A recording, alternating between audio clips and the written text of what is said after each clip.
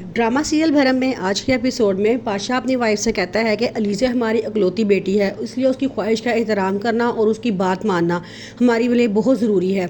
उसकी बीवी कहती है चलो ठीक है, उसके सामने तो वो हाँ कर देती है, लेकिन सलार से कहती है कि मैंने पाशा के सामने तो हाँ कर दी है, लेकिन मैं ऐसा कभी नहीं होने दूँगी। अब भी मैं अपने फ़ैसले पर कायम हूँ, मैं अलीज़ा और ताबिश की शादी कभी होने नहीं दूँगी। ताबिश घर जाकर अपनी मम्मा को बताता है कि मम्मा उन्होंने शादी के लिए हाँ कर दी है। उनकी मम्मा बड़ा खुश होती हैं, दूसरी तरफ वो रोना शुरू हो जाती हैं। ताबिश कहता है कि आपको क्या हुआ है, एक तब भी तो आप खुश थी और अब आप रोना शुरू हो गई हैं।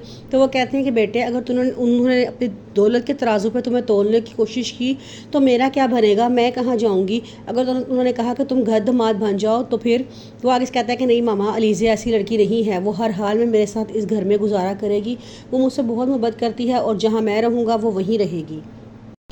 सलार के असिस्टेंट को पुलिस पकड़ के ले जाती है। सलार आगे से कहता है कि मैं तुम्हें पूरी यकीन दिला रहा हूँ कि इस केस में तुम्हारी रिहाई हर सूरत हो सकती है, लेकिन पाशा साहब ऐसा होने नहीं देंगे।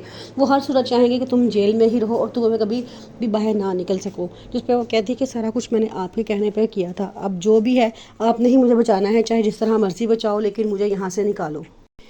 दूसरी तरफ रमशा हर वक्त अपनी मामा को अपनी बहन सज्जल के ख़िलाफ़ भड़काती रहती है। वो हर वक्त यही चाहती है कि उसकी मामा पूरी तरह से उसकी सज्जल के ख़िलाफ़ रहें, क्योंकि वो सज्जल से शदीद नफ़रत करती है। वो जानती है उसके पास जो कुछ है सज्जल का ही दिया हुआ है।